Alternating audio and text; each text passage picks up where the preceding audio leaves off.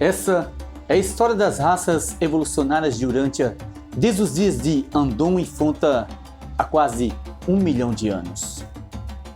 Se você já vem acompanhando nosso canal, sabe que estamos dando continuidade ao vídeo Onagar, o primeiro profeta da humanidade. Se você ainda não viu esse vídeo, ele está aparecendo no card agora, mas eu também vou deixá-lo na descrição para que você possa assisti-lo depois. No vídeo de hoje, vamos dar continuidade nessa história, mostrando o surgimento das raças coloridas, passando primeiro pelos povos do Foxhound, Bandonan e Neandertal. Se você já gostou do assunto, deixe seu like, isso é muito importante para o nosso canal. Faça com que o YouTube saiba que estamos trabalhando e produzindo material interessante e com isso possa divulgar nossas postagens para mais pessoas futuramente. E se você ainda não me segue nas demais redes sociais, é só procurar Yuri Kissigani. O endereço certinho de todas elas está aparecendo na tela agora para vocês. Lá tem postagens diárias, assuntos relacionados ao canal e muito mais. Eu me chamo Yuri Kissigani e você é muito bem-vindo ao canal Fisiologia.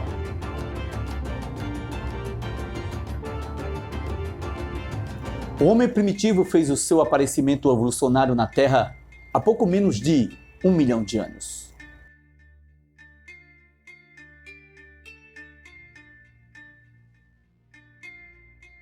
Ele tentou escapar instintivamente do perigo de reproduzir-se com as tribos de símios inferiores. Contudo, ele não podia migrar para o leste por causa das elevações tibetanas áridas a 9.000 metros de altitude acima do nível do mar, e podia ir para o sul e para o oeste por causa das grandes extensões do mar Mediterrâneo que se estendia nessa direção até o Oceano Índico. E quando foi para o norte, ele encontrou o gelo que avançava. Porém, ainda que a migração posterior tivesse sido bloqueada pelo gelo, e embora as tribos em dispersão houvessem se tornado cada vez mais hostis, os grupos mais inteligentes nunca alimentaram a ideia de ir para o sul viver entre seus primos peludos de intelecto inferior que habitavam em árvores. Muitas das primeiras emoções religiosas do homem brotaram do seu sentimento de impotência quando, ao meio ambiente fechado de tal situação geográfica, montanhas à direita, água à esquerda e gelo para frente. Esses andonitas progressivos, todavia, não queriam voltar para o sul, para junto dos seus parentes inferiores, habitantes de árvores. Esses andonitas, ao contrário dos hábitos dos seus parentes não humanos, evitavam as florestas. Nas florestas, o homem sempre se deteriorará. A evolução humana fez progresso apenas em terras abertas e nas latitudes mais elevadas. O frio e a fome das terras abertas estimula a ação, a invenção e o espírito empreendedor. Enquanto essas tribos andonitas produziam os pioneiros da raça humana atual, em meio a rudes provações e privações dos rigorosos climas nórdicos, seus primos atrasados deleitavam-se nas florestas tropicais suínas da terra de sua origem primitiva comum. Esses acontecimentos ocorreram durante os tempos da terceira invasão glacial, que os nossos geólogos consideram como sendo a primeira. Os 2 primeiros períodos glaciais não se estenderam à Europa setentrional. Durante a maior parte da Idade Glacial, a Inglaterra estava ligada por terra à França, enquanto ulteriormente a África estava ligada à Europa pelo Istmo Siciliano.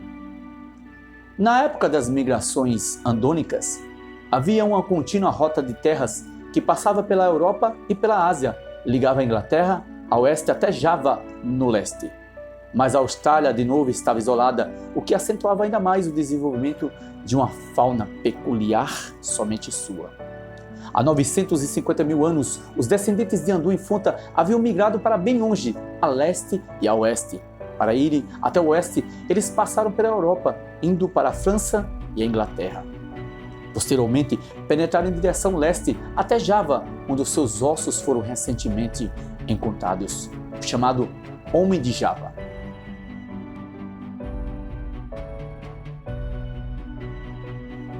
Os grupos que se dirigiam para o oeste ficaram menos contaminadas pelas linhagens retrógradas de origem ancestral comum. do que os que foram para o leste, que se miscigenaram livremente com os primos animais inferiores. Esses indivíduos não progressistas derivaram para o sul e logo se uniram com tribos inferiores. Mais tarde, um número crescente de descendentes mestiços deles retornou ao norte para se miscigenar com os povos andônicos que se expandiam rapidamente. E essas uniões infelizes infalivelmente deterioraram a raça superior. Os grupos primitivos mantinham cada vez menos a adoração daquele que dá o alento. Essa civilização primitiva, na sua aurora, estava ameaçada de extinção. E assim tem sido sempre em Urântia.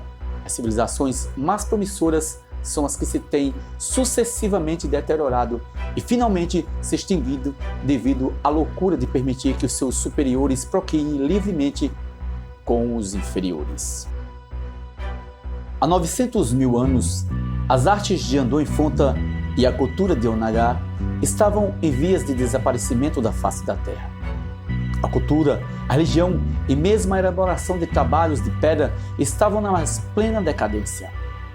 Esses foram tempos de que um grande número de grupos de mestiços inferiores estavam chegando à Inglaterra vindos do sul da França. Essas tribos eram tão misturadas com as criaturas simianas das florestas que mal podiam ser consideradas humanas.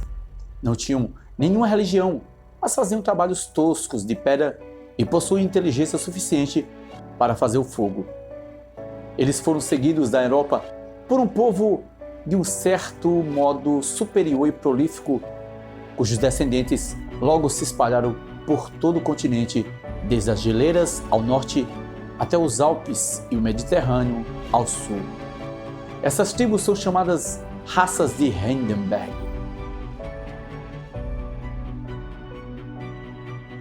Durante esse longo período de decadência cultural, os povos de Foxhall na Inglaterra e as tribos de Bandonan no noroeste da Índia continuaram a manter algumas das tradições de Andon e alguns remanescentes da cultura de Onagar. Os povos de Foxhall estavam no extremo oeste e tiveram êxito em guardar o suficiente da cultura andônica e também preservaram o seu conhecimento do trabalho na pedra. Conhecimento esse que transmitiram aos seus descendentes os antigos ancestrais dos esquimós. Embora os remanescentes dos povos de Foxhall tivessem sido os últimos a serem descobertos da Inglaterra, esses andonitas foram realmente os primeiros seres humanos que viveram naquelas regiões. Naquela época, uma ponte de terra ainda ligava a França e a Inglaterra, e como a maioria dos primeiros povoados dos descendentes de Andon estavam assentados ao longo dos rios e nas costas dos mares daquela época primitiva, esses povos encontravam-se agora sob as águas do Canal da Mancha e do Mar do Norte, com exceção de uns 3 ou 4 que estavam ainda acima do nível do mar na costa inglesa. Muito dentre os povos de Foxhall, os mais inteligentes e espirituais mantiveram a sua superioridade racial e perpetuaram seus costumes religiosos primitivos.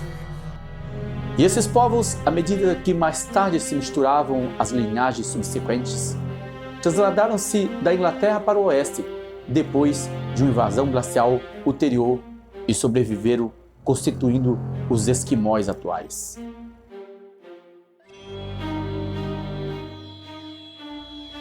Além dos povos do Foxhall no oeste, outro centro ativo de cultura subsistiu no leste.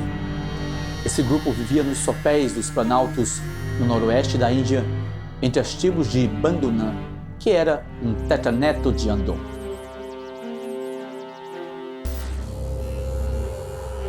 Esses povos foram os únicos descendentes de Andon que nunca praticaram sacrifício humano.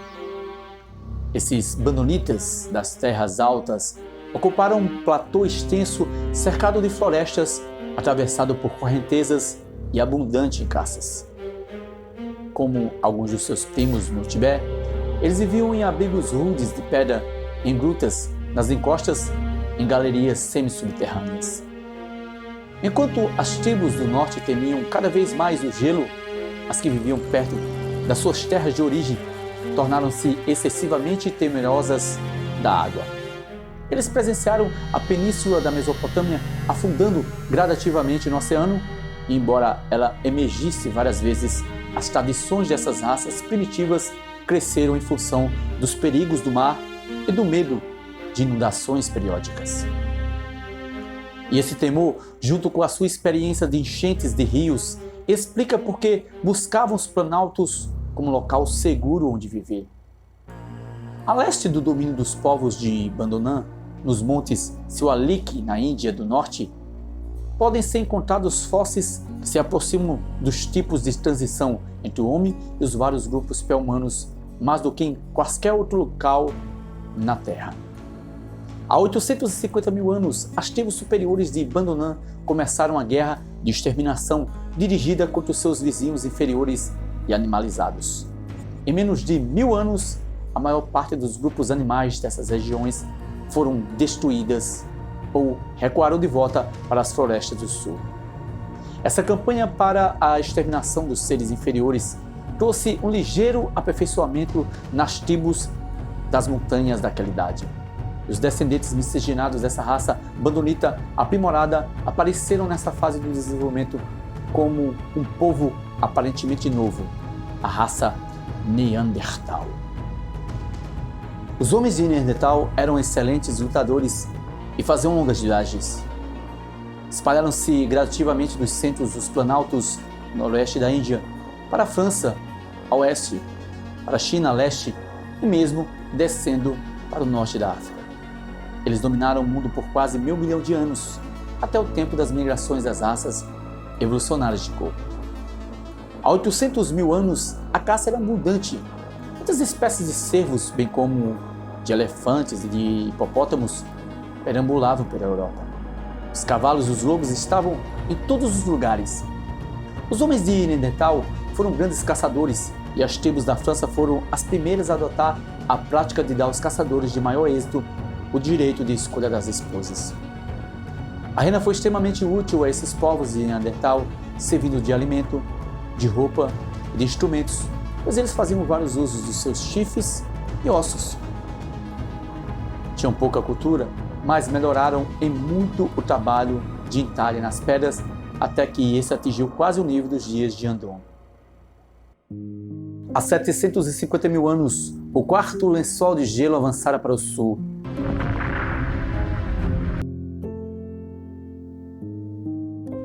Com os implementos aperfeiçoados, os homens de Neandertal fizeram buracos no gelo que cobriam os rios do norte e assim podiam fisgar o peixe que vinham até esses orifícios. Essas tribos sempre recuavam diante do gelo que avançava e nessa época houve a maior invasão glacial na Europa. A glacial siberiana fazia a sua progressão máxima para o sul, compelindo o homem primitivo a deslocar-se cada vez mais de volta às suas terras de origem.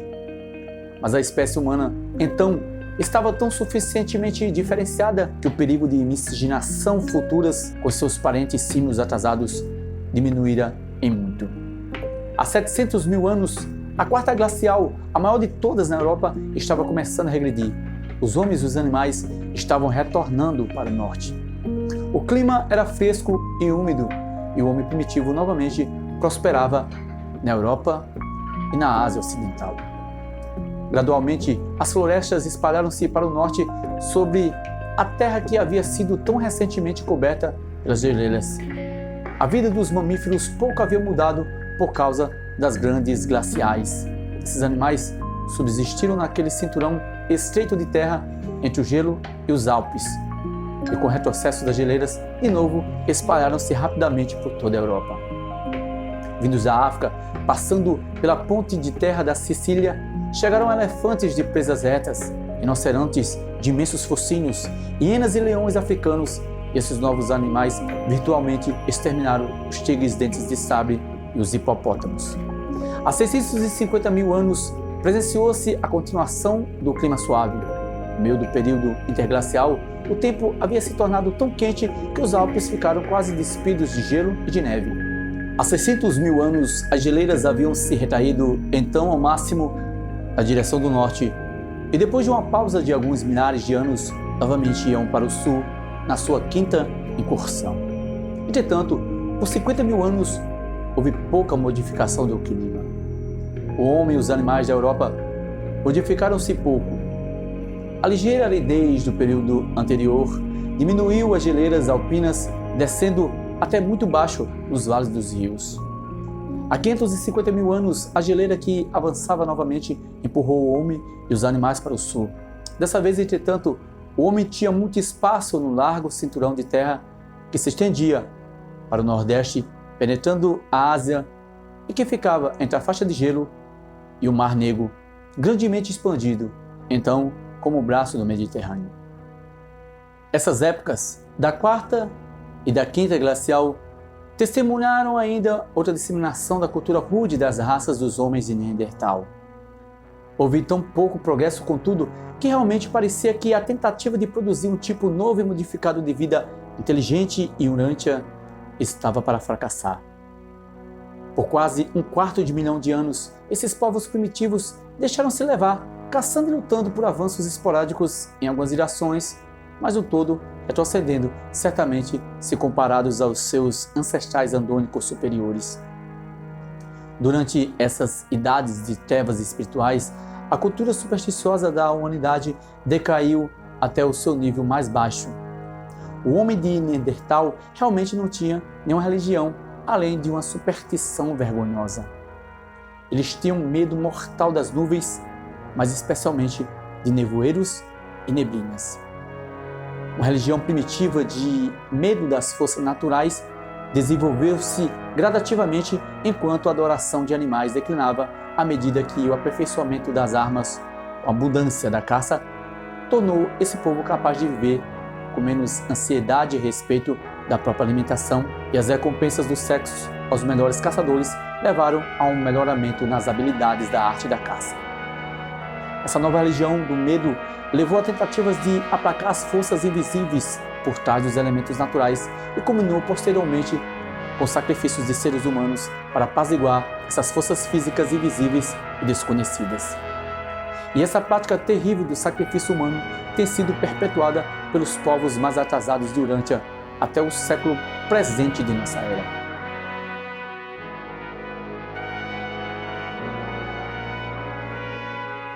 Esses primitivos homens de Neandertal dificilmente poderiam ser chamados de adoradores do sol. Eles viviam mais com medo da escuridão, tinham um pavor mortal do cair da noite. Desde que a lua brilhasse um pouco, eles conseguiam manter o seu sangue frio, mas nas noites sem lua, eles chegavam ao pânico e começaram a sacrificar os seus melhores exemplares de homens e mulheres em um esforço para induzir a lua a brilhar de novo. À medida que a raça avançou, o objeto e o propósito do sacrifício mudaram progressivamente, mas a oferta do sacrifício humano, como parte de um cerimonial religioso, perdurou ainda por longo período. Há 500 mil anos, as tribos abandonando os planaltos ao noroeste da Índia viram-se envolvidas em uma outra grande luta racial. Por mais de 100 anos, essa guerra impiedosa gerou violência e quando finalmente a longa luta chegou ao fim, restavam apenas cerca de 100 famílias. Esses sobreviventes eram, porém, os mais inteligentes e os mais desejáveis de todos os descendentes de Andu e Fonta, que então permaneciam vivos. E entre esses bandonitas dos planaltos houve um acontecimento novo e estranho. Um homem e uma mulher que viviam na parte nordeste da região habitada dos planaltos começaram subitamente a produzir uma família de crianças inusitadamente inteligente. Essa foi a família Sangiki, os ancestrais de todas as 6 raças coloridas de Urântia. Essas crianças Sangikis, em número de 19, não apenas eram mais inteligentes do que os seus semelhantes, mas as suas peles manifestavam uma tendência única de tomar várias cores com a exposição à luz do sol. Dessas 19 crianças, 5 eram vermelhas, 2 alaranjadas, 4 amarelas, 2 verdes, 4 azuis e 2 índigo negras. Essas cores tornaram-se mais pronunciadas à medida que as crianças foram ficando mais adultas Quando mais tarde esses jovens se mesclaram a seus companheiros de tribo, toda a sua progenie tendia para a cor da pele do ascendente sanguíneo. Na próxima semana vamos descobrir mais sobre essas 6 raças sanguíneas, considerando-as separadamente, e também veremos a narrativa cronológica que conta a chegada do príncipe planetário em nosso mundo, acontecimento esse concomitante com o surgimento dessas raças coloridas. Obrigado por assistir até aqui. Não se esqueça de curtir se você gostou do vídeo. E se você é novo por aqui, inscreva-se no canal para continuar acompanhando nosso trabalho. Temos vídeo toda semana, por isso ative o sininho para receber notificação sempre que sair vídeo novo. Te encontro na próxima semana. Fique com Deus. Até lá.